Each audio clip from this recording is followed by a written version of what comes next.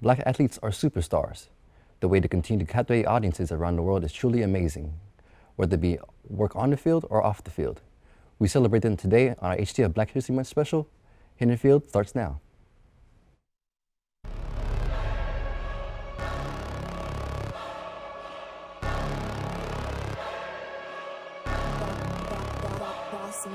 Things gon' change when I really hit the field. Undefeated chance, man, you know what's the deal. Tryna find a kid, I'm in the field doing drills. Boy, you just a sucker, you ain't never keep it real. 3 rings in my hand, I'm a warrior to the max. When I hang it up, they gon' have to give me plaques. Step up in the building and I only bring the facts. When I make a highlight, they gon' replay, run it back, okay? Always locked in, I don't got time to lax. Saying he the best, he could take a lap. Batted 1,000 when you check the stats. Boy, is you ready? You ain't gotta ask. I just really hit the field. I just really hit the field. I just really hit the field. I just really hit the field. Boy, I'm about to hit the field. Welcome everyone to a special episode of Hidden in the Field. I'm your host, Armond Sarduy. Today we celebrate Black History Month, and we have a lot to talk about, but from Black Kiwis to Black women in sports. But first, let's meet the panelists. Sitting on my right is Shay Lewis and Troy Alford. Guys, how you doing today? Hey. Good, how are you? Good. Glad to be here. I'm glad to Of be course, here. of This course. is exciting. We're about to get this thing rolling. Of course. And on my left is China Davis and Crystal Tisme. How you guys doing today? I'm doing Great. good. I'm excited. Good. Ready to get it rolling. I'm glad to be here. Well, let's get started. We start off our show by remembering the life and legacy of Kobe Bean Bryant. The former Lakers legend passed away 2 weeks ago in a helicopter crash along with his daughter Gianna and 7 others. Bryant was 41 years old. The 5-time champ was a household name during his career. We remember his 81-point game, his championship with the Lakers, his tireless work ethic, and also advocating the way for women's sports, especially women's basketball. Kobe is not only a basketball player, but is also recognized as an international superstar. So guys, what did Kobe mean internationally, not only as a basketball player, but as a black athlete? Troy, I'll start with you.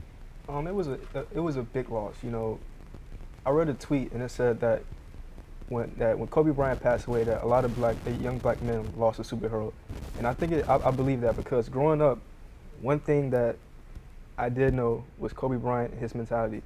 You know, growing up, you taking mid-range shots, 3-pointers, you going ISO, you thinking about Kobe Bryant. So he was a huge part of my childhood. You know, growing up, you know, watching basketball, you know, you talk about the greats, LeBron, Kobe, you know, Michael Jordan, things like that. Kobe was definitely that guy, you know, in your mind as a kid coming up.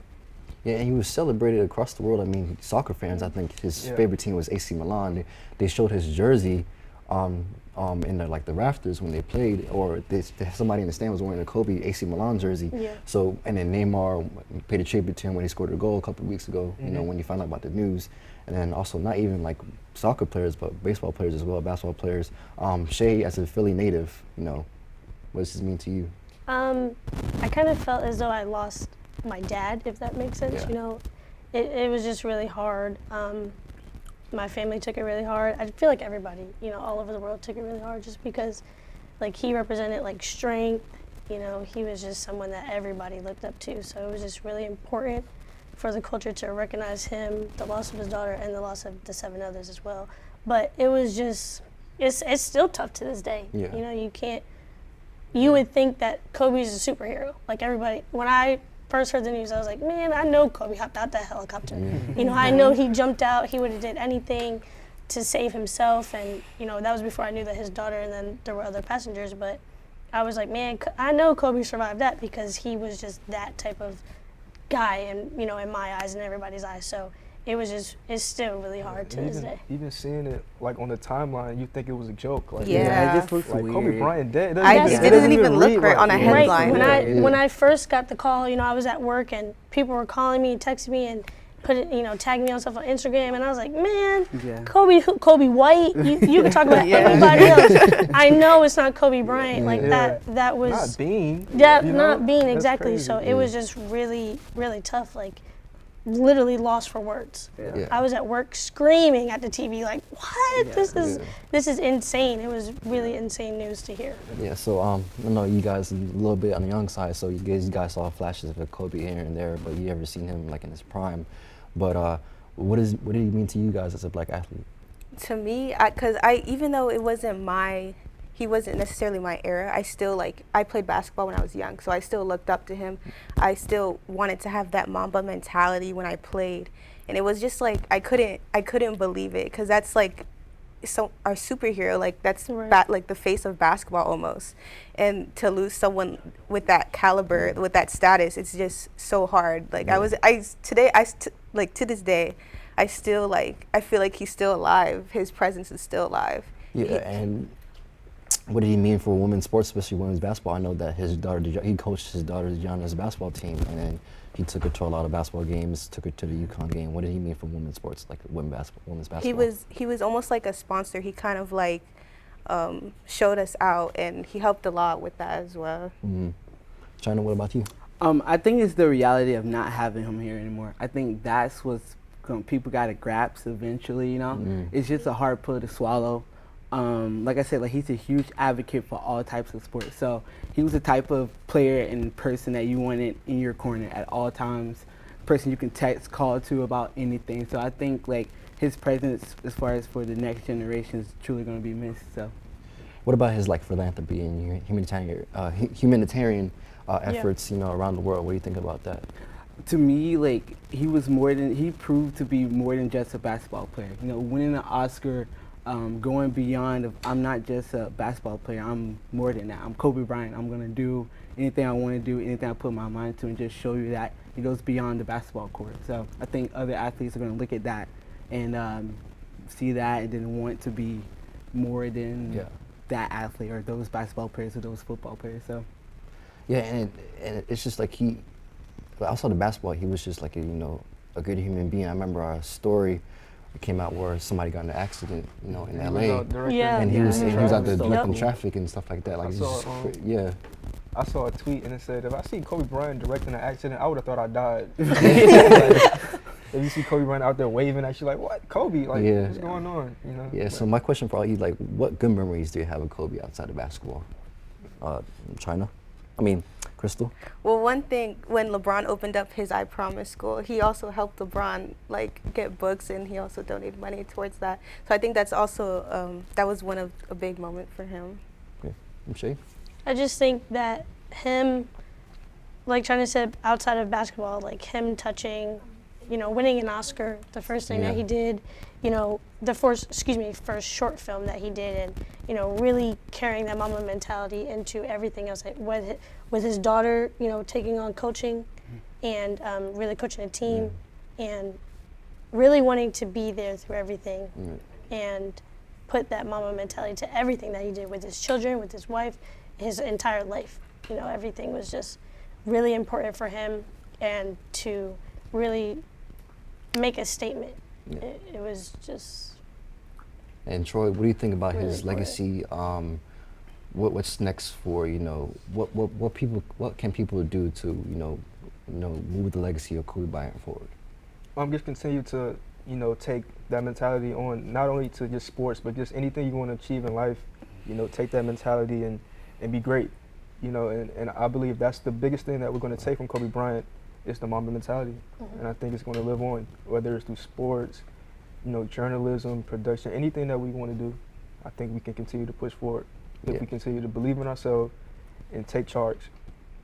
Yeah, and I also think I want to just highlight real quick, the special relationship between, a black father and a black daughter. Right. It's the same thing as, a black son and a black father. So, there's three women That's here why in on turn, the stage right now. What do you guys feel about that? That's why in turn I felt like I lost a dad. I feel like he was so close. He did things for the community. He made sure he had all girls. He was a girl dad. A lot of people don't grow up without a dad. Some people don't grow up without a mom. Right. So I think that he was I'm going to be the best dad. And he was only retired 3 years. Yeah. So he was just I'm going to put family first now. I gave everything that I could to basketball. I'm going to enjoy these other things, but I'm going to make sure that my family is now the top priority. So I just think that, that father figure, that's why I felt like I lost a dad. I was just he was there for his children. He made it look cool, It's seeing that. He's wearing a whole bright orange WNBA jacket. Who does that? You're Kobe. It was so cool to see that, I think. as a black female, seeing that, it's like, man, like I wish my dad was like that, or came to my games or did the extra to train me or coach me and stuff like that. So that's cool to see. Crystal? Well, like Shay was saying, he's like a father figure. Like my dad would always go to all my games. He would help me like work out and stuff like that. So it just kind of like resonates with me in that way. So I think also too, it's just, I know another funny story is like I think Kobe took Gianna to a basketball game, and somebody walked, like a fan or whatever, walked up to him and said, "Hey, when you gonna have a son, man? When you gonna have a son?" Yeah. And then she was, and then Kobe was like, "I have my daughter right here, you know." Yeah, I'm she's like, teaching- "Oh, I got it. Like, don't worry about the like legacy." I'm coaching her right Yeah. now. Like, you know, she was Gianna. Like the thing is that it was so sad because Gianna was supposed to be the next Kobe Bryant. Yes. Like, she was like her game was really like modeled after him, Right. and it's just crazy. So like when you think about the future of women's basketball, like, you know, I think that the Kobe mentality will continue to live on. I think especially UConn, Baylor, all those top schools for basketball. Shay, what you think? I even think that men will start paying attention to women's basketball more. Yeah. Oh, for or sure. women's Yes, sports for in sure. general. Yes. I For just sure. think that he glorified it, and now everybody's like, hey, you know, we're not paying attention to Right. this, and you know, we can advocate for these women more. We can do more for all women's sports, not just basketball. So I think that he really, once again, like I said, like made it cool to, hey, support these ladies. Like they work just as hard as we do. Yeah. So he just made it cool to be an all over round good person for all sports and care about everybody. Well, yes, so I think women's hoops needs to be more respected more. So Yeah. we'll see after the break. Well, it's all the time we have for this segment. Be sure to stick with us as we talk black QBs and black head coaches. You don't want to miss this.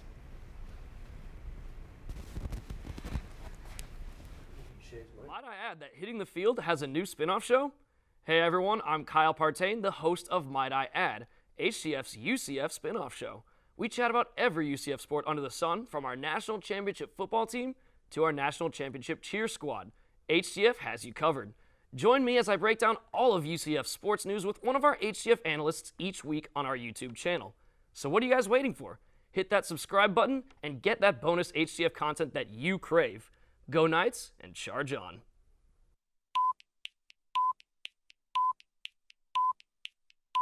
I'm in charge of the meeting this week. So you know what we're going to talk about? Basketball. The second thing we're going to talk about this week is basketball. Okay? And the third and last thing we're going to talk about is basketball.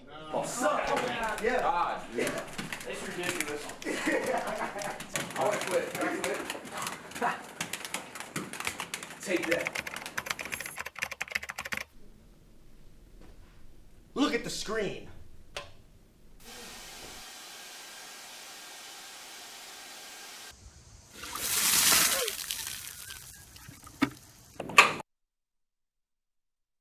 What are we talking about this week?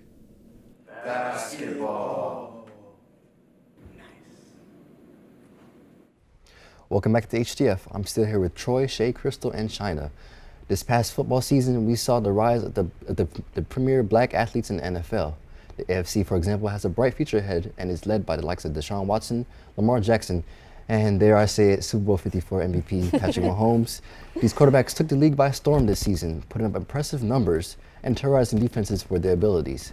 The black QBs of old, such as Warren Moon, Doug Williams, Mike Vick, Donovan McNabb, to name a few, have shown what it takes to be a starting black quarterback in the league. So Shay, what does this mean for black QBs for the present and future? I think that it's giving a lot of younger kids and even people our age a lot of good representation. Like I feel like it shows strength to be a quarterback. Like you don't have to be a certain type of height, or you don't have to look a certain type of way. Like it's showing that we all have the ability. Your skill will really show if you can do the job. So I just think that it's proving to them, like, if you work hard, if you can throw the ball, if you are a Lamar Jackson, you can do these incredible things. You can lead a team, and I think it shows great leadership. All right. And China, what you think? Like Shay was saying with the representation, I think that it goes to show that you can be more than just a running back. Typical black football players are running back because they're speed. But seeing Lamar Jackson, seeing Mahomes throwing the ball like that. It's like, hey, I can throw. If I can throw, I can be just like those guys. So just the representation, I think, is what is going to really set forth the future. Yep. For these Crystal? young people. I think it gives a lot of, like Shay said, younger kids people to look up to and people to like mirror their game, and it kind of like helps motivate them and see like, hey, if he can do this, I can do this, so why not go for it, you know? Yeah. And Troy, like, so for this past season, we've seen Lamar Jackson, of course, he's from the crib, from South Florida, you know what I'm saying? And like, him having the season he had and Patrick Mahomes having the season and Deshaun Watson, how has the black quarterback, become the face of the franchise? Of the NFL? Yeah. Well, as far as the NFL, I think it's going in a positive direction. Obviously, with Lamar, Deshaun, it's just showing that, that we're more than just wide receivers, running backs, quarterbacks. And I'm from South Florida, and I'm from Miami. So what happens is we start out playing quarterback, and literally we play quarterback in high school. We get to college, they kind of tell us, catch the ball, run the ball, play DB. Yeah. And it's like, no, we're intelligent. We can play quarterback. We can lead teams. And I think with people like Deshaun Watson showing that you don't have to be a scrambler all the time. You can stand in the pocket, make passes, great representation. Lamar Jackson can do it all. Can stand in the pocket, throw the ball, scramble. Kyler Murray, guys like that are just showing that we're capable of being leaders and quarterbacks in this league. And also Pat Mahomes, the Super Bowl MVP. Yeah, okay. But going back to the black quarterback and the way that they were seeing, you can only play one position, safety, DB, cornerback, running back. I think the entrance of Mike Vick into the NFL really captivated the audiences and said, man, this dude here, man, he could do both. He could run the football. Yeah. He could throw the football. Mike Vick was another superhero of mine growing up. Yeah. Mike Vick was another reason why I fell in love with the sport. Even though I wasn't that good at it, I was more good at basketball, but I loved football because I saw Mike Vick running around, throwing the ball, scrambling, long passes, so that just goes to show you that with Lamar Jackson and Deshaun Watson and those guys coming, and also Russell Wilson, with those guys being in the forefront, that it's a start of a paradigm shift as far as, us playing quarterback. Yeah, I mean, a little bit young, but I can remember, I think probably Shay remembers this, but I remember in 2005, the 2005 NFC Championship game versus Donovan McNabb and Michael Mike Vick. Yeah. It's like, that was like on the big stage like that. Yeah, it's that like, was huge. That was really yeah, huge. it's just, and then seeing like Patrick Mahomes and Deshaun Watson, Kyler Murray, and Russell Wilson, and Lamar Jackson, it's like, it's just going back to Lamar Jackson. It's like, oh man, you a wide receiver, man. You don't need to be throwing the ball. And then the way he led the Baltimore Ravens to a 14-2 record, and then losing the playoffs, unfortunately. But it's just crazy. Like, we've seen that they're told to not do this, but they showed that they can. So what are you guys thinking about that? Well, like Michael Vick, I just feel like he kind of broke the stereotype, I guess, for black QBs. Like he did everything, and that kind of like set the path for future generations and quarterbacks that we have now, even. Yeah. Well, let's flip the script and move into another direction. Someone has to coach and draft these black quarterbacks, and that starts with the general manager and head coaching positions. We have seen plenty of black head coaches and GMs in NBA, but what about the NFL? As of 2020, there are 3 black NFL head coaches, which equals the same number when the Rooney Rule was adopted in 2003. The Rooney Rule requires NFL teams with coaching or GM openings to interview at least one minority candidate. So guys, is the Rooney Rule enough? China, I'll start with you. I don't believe so. I think that if you're going to set the rule, then actually have action back it. Yeah. It's not showing. Like, it's only 3. Yeah, but can you elaborate more on why you think that there should be more black NFL coaches? I think that if they could do the job, if they prove they can do the job and they have the background for it, then why not hire them? Yeah. My skin tone should not define what I can do. You know what I'm saying? If I got the history of doing it and I got the experience, let me prove it. Yeah. Preach. And Troy, I know we were talking about this before the show, but this I said there's kind of like a gray area and it's kind of like a sensitive topic to touch upon.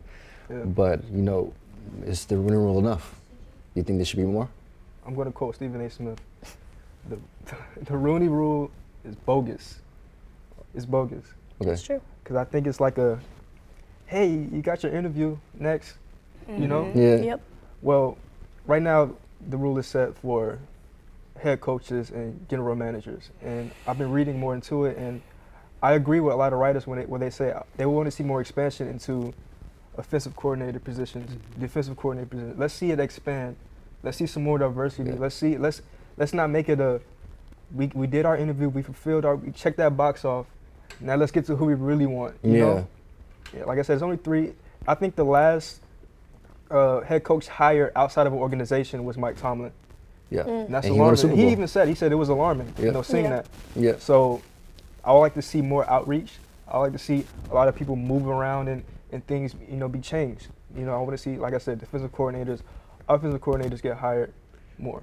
Yeah, I mean, the thing is that we've seen black head coaches win Super Bowls, Tony Dungy, Mike Tomlin. Yeah. Obviously, it's the same thing as, with white head coaches. Like, there's going to be some bad ones, there's going to be some good ones. But that shouldn't, discourage the fact that there shouldn't, black head coaches should be able to have a chance to still, interview for a job and coach the same way white head coaches should. Shay, what do you think about that? I just think that it's showing our kids that there's only 3 right now. So it's showing our kids that we can't be leaders, we can't run an organization. It's showing that we don't have enough, what we already know, we don't have enough representation. So I just think that if you're giving people the opportunity to show and prove, as China said, then you're allowing other generations to know that we can own things, we can, run things and do the job and get it done the right way. You know? And I believe. No. Go ahead. I believe the league is over 70% African American. Right. Men playing football. Why aren't there more? Leaders. You know what I'm trying to say. I just want to say, like he said, they just want to check the box. So even if like a black person came to an interview, they wouldn't give them the time of day to get to know them, their coaching style, things like that. They just want to like check the box. They don't want to get to know them and see if they would be a good fit for the team. Yeah, GMs as well. I mean, there's like 2 black GMs right now. I know there's Chris Greer with the Miami Dolphins, and the Browns just hired a GM. So they did. Yeah, they did. So the thing is that, and my argument is that I think black people, when they come from the neighborhood they come from, they know a lot of kids. They do a lot of recruiting and stuff like that. It could be the same thing in the professional environment. So, China, what do you think about that? I think I love that you said that. Yeah. Like, if I see a kid and I'm gonna tag him along, that's also having that representation. Yeah. You from the same block as me. Yeah. We grew up together. I saw you like progress, come along. So I like that. I think if the opportunity comes for a head coach to do that, or like someone of color to do that, then the lead skyrocket. Yeah, I mean, you look at a league that's like, what, 75 or 80% of black players. Yeah, a lot of times, like, these young black men, they're coming up through high school and through Little League, their coaches are what? Black. Right? Well, so it's kind of like we kind of... Yeah, but that's a we topic. should just continue up the ladder. Yeah, that's a topic let's go with them and let's coach in the NFL. Yeah, well, that's a topic we could discuss later. But that's all the time we have for the first half of the show. I'm going to hand it off to Shay Lewis for the She Wrote segment. So stay tuned after the break.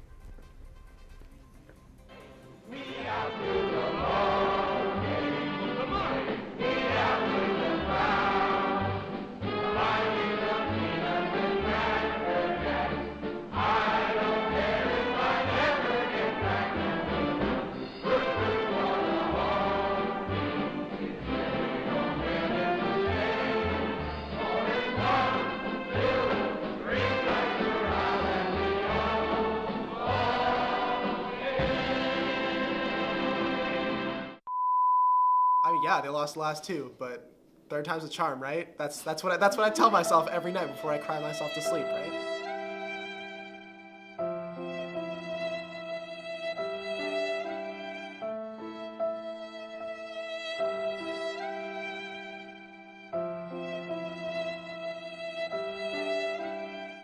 Definitely.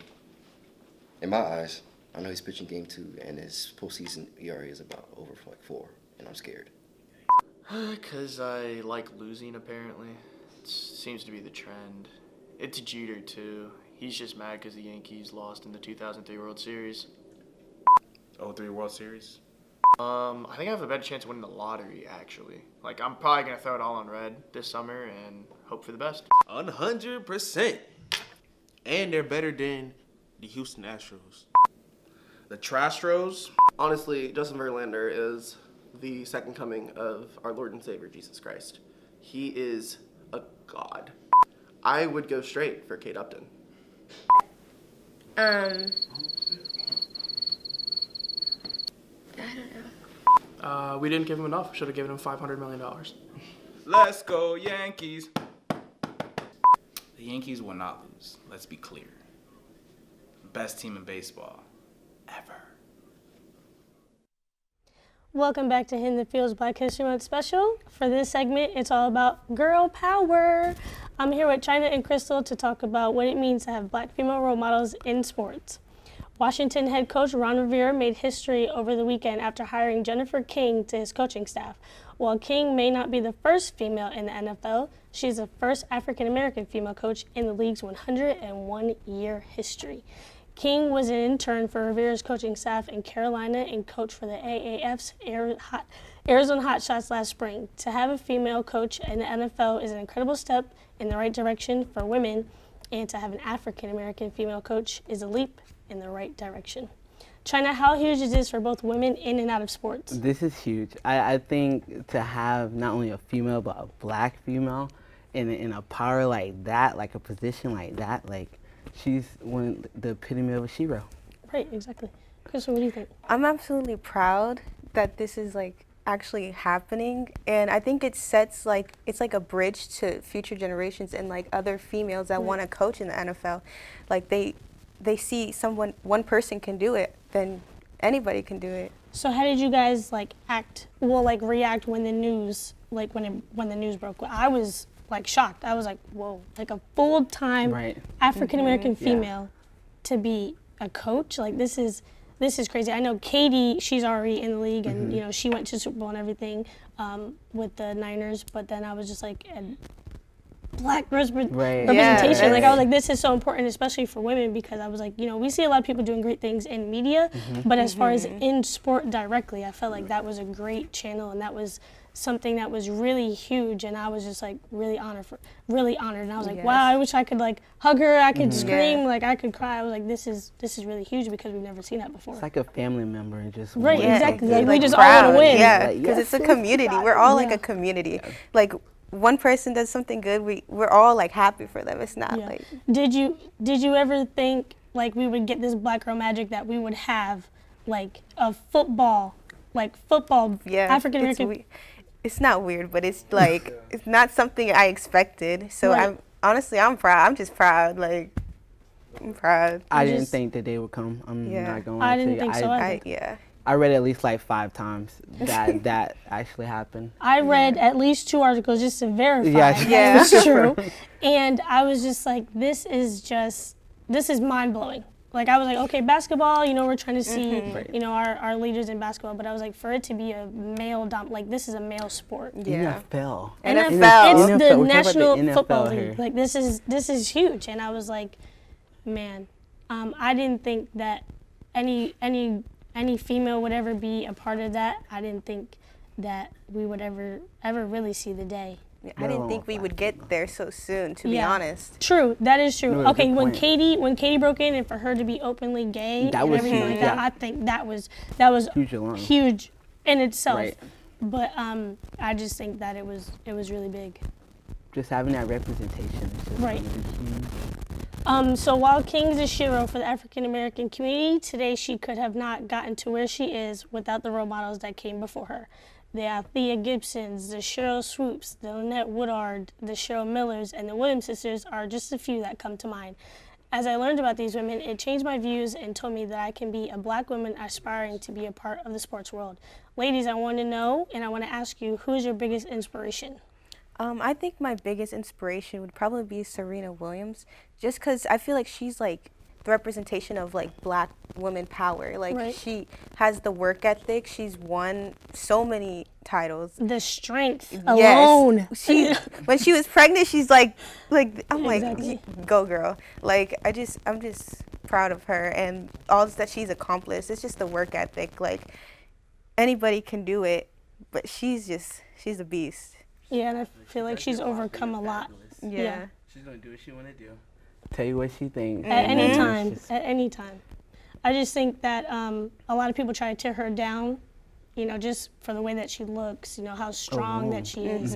And not even, when we're not even talking about sports, we're just talking about physical appearance. So I just think that her sports, doesn't matter what you look like. You know, her sports speak for, you know, what she's done and what she's accomplished. Just in tennis alone has already shown her daughter that she can do it, you know, now her husband.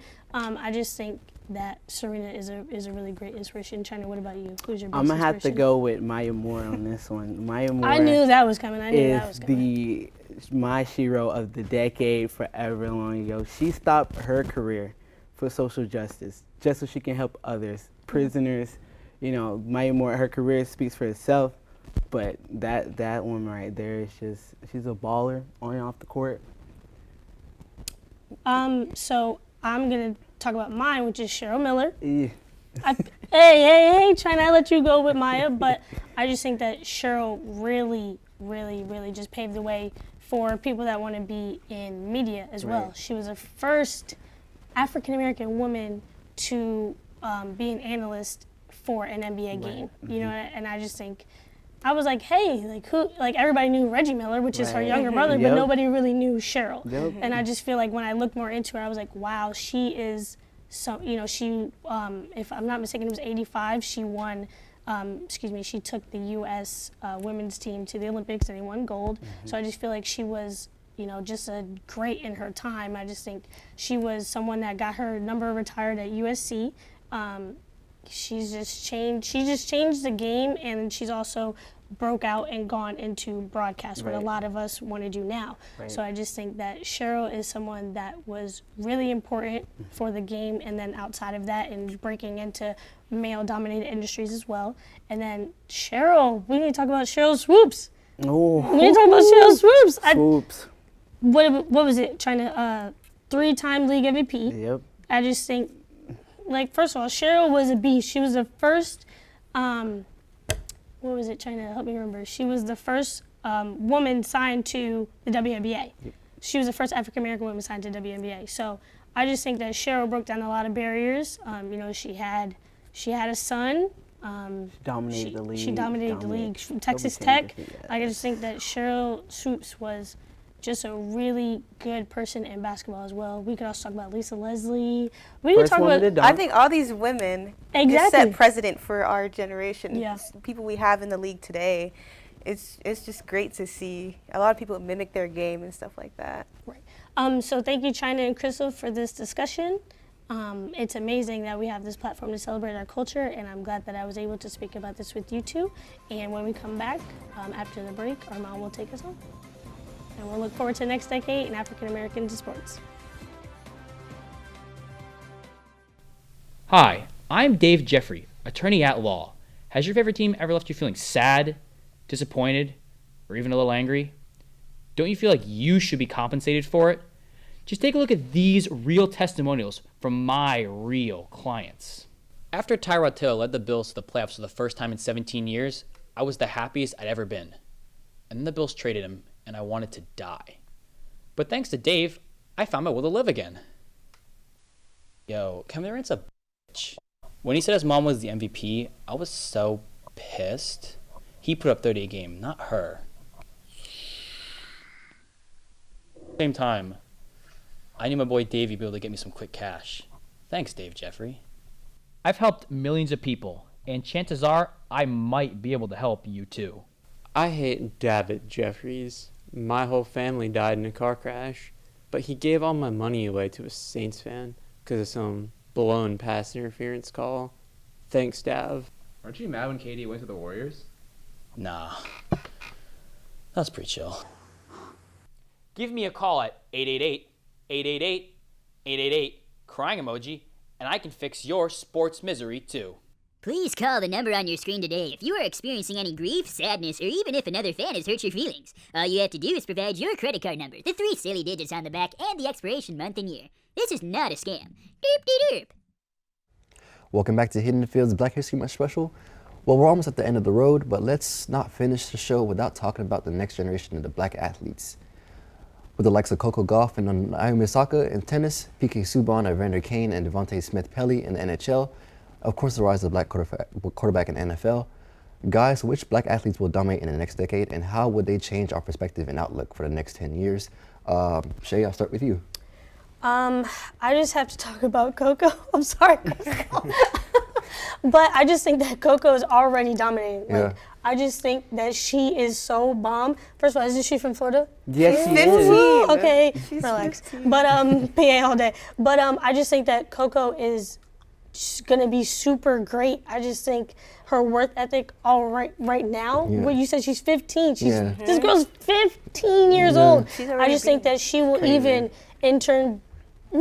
be better than Serena, but I just think Well, that's that a- she will be. That's a huge long- leap. that's a That's a leap. But I just road. think that she will get if she goes without injury, if she stays healthy, if she knows how to condition and give her body rest. I just think that she is going to be an amazing face for tennis. Yeah, and then we speak about her counterpart, Naomi Osaka. You know, they played against each other. I think Right. was it the Australian Open? I think. I think so. Yeah. Right, and it's like they Coco duked beat her? they duked it out, and Coco beat her, and that reminded me of Serena when her and Venus played each Yeah. other, like way back in the day when they first started playing tennis. Guys, what do you think about that? See, I was gonna say Coco, but she's amazing. She beat Venus. Like she's one of the top players too. Like she's already doing this, and she's 15. Like she has this work ethic about her, because the way she got there is just crazy to me. She's 15 years old. Yeah, and then so what does that mean? Like like you guys mentioned, black women's sports. What does that mean for like young black girls who want to be like Coco Gauff, be like Serena Williams, be like Naomi Osaka, Venus, and stuff like that? China, what do you think about that? That representation is just going to be huge. Seeing a 15-year-old on this type of stage, proving herself worthy of some of the top players of all time is going to be huge for these people. Like, little girls are going to see that and be like, all right, Mom, I'm being a tennis player. Like, I want to play Serena, which is probably not going to happen. But still, just being on that stage, having that representation, just huge. Yeah. And I just even think that people, like, girls will start younger. Like, sometimes girls don't get into sports until they see, like, another male figure. They might have brothers. Like, I had brothers, so they were doing sports. And, like, I just think that females are like, oh, we can try everything. You know, we can try tennis. I feel like people don't really think about tennis, but you can try tennis. You can try basketball. You can do football. You know, you can do football now. So, softball, I just feel like there's a lot of different things that women will start younger, and I just think that it will just prove that when you're 15, you put hard work, dedication, and you hustle and everything like that. It will pay off. Like, things will pay off in the end. Yeah, Troy. So, what do you think about the next decade? What do you think about that? I don't have any athletes I want to talk about in particular, but I just want to talk about athletes being more business savvy and just having a mindset of there's life beyond sports, and just taking on the mentality to take control of your career and the business side of what you can control. Because it's a lot of times where these athletes, they come from nothing and they end up with nothing. After having things as far as money and possessions. But I like what LeBron James is doing with Uninterrupted, Maverick Carter. Just bringing these young men in and showing them ways to provide for the family in a healthy way, not just handing out money. Let's set up a business here. Let's indulge in this and that.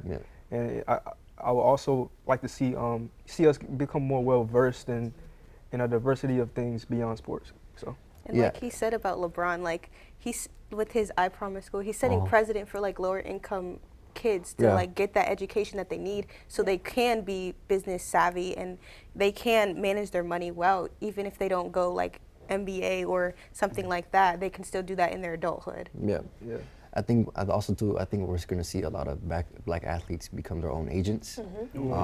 Discuss their own deals and stuff like that, and their own business ventures, as Troy said. Yeah, like Marshawn said, take care of your mentals, take care of your chicken. Yeah, that's right. Yeah, but the thing is that I also believe that there's still some absence in MLB and NHL.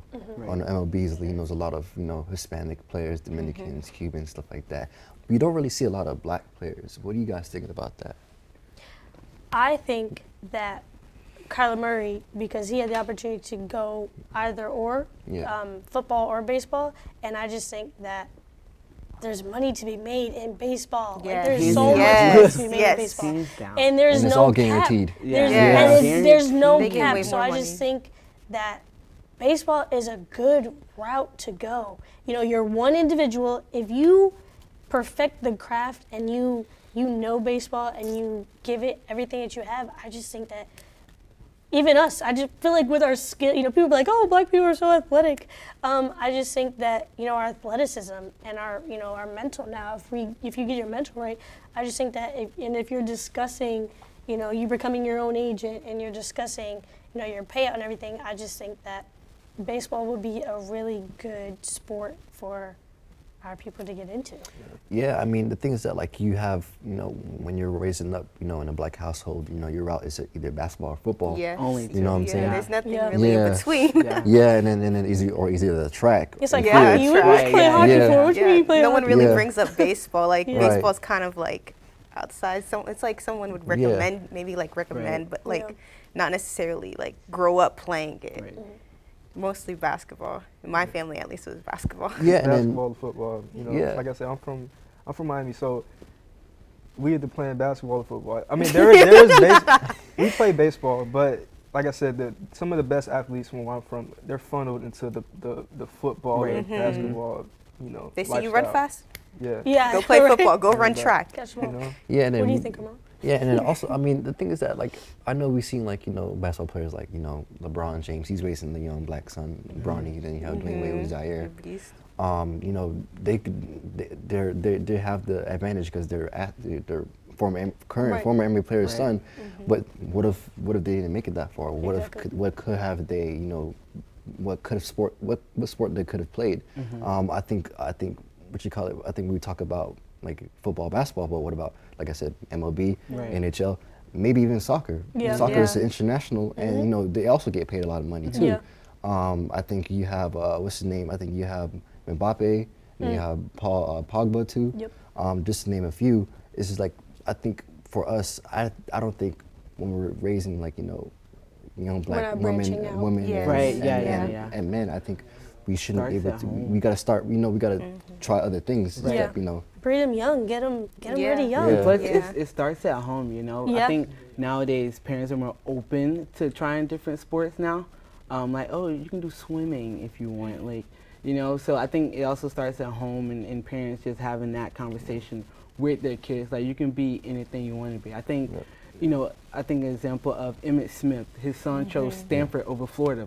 Emmitt Smith was a legend at Florida. So, and all he said was, that's my son's path, not my path. I think that is key. That's huge. Well, thank you guys for being here today. Thank you for tuning in to another episode of Hit in the Field. Be sure to follow us on Instagram and Twitter at Hit in the Field, and to subscribe to our YouTube page as well. You can also catch the HTF podcast and Hit in the Crew on YouTube and Apple Podcasts. Carl Pertain and Jeff Lausk talk UCF football's new recruiting class. We'll see you next week. Back to regular scheduled programming. For everyone here in Nicholson Studio, I'm Armond Sarduy, and we'll see you next week. Stay black, y'all. Boy, you just a sucker, you ain't never keep it real. 3 rings in my hand, I'm a warrior to the max. When I hang it up, they gon' have to give me plaques. Step up in the building and I only bring the facts.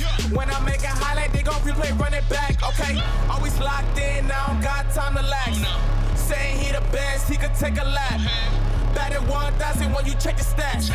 Boy, is you ready? Yeah.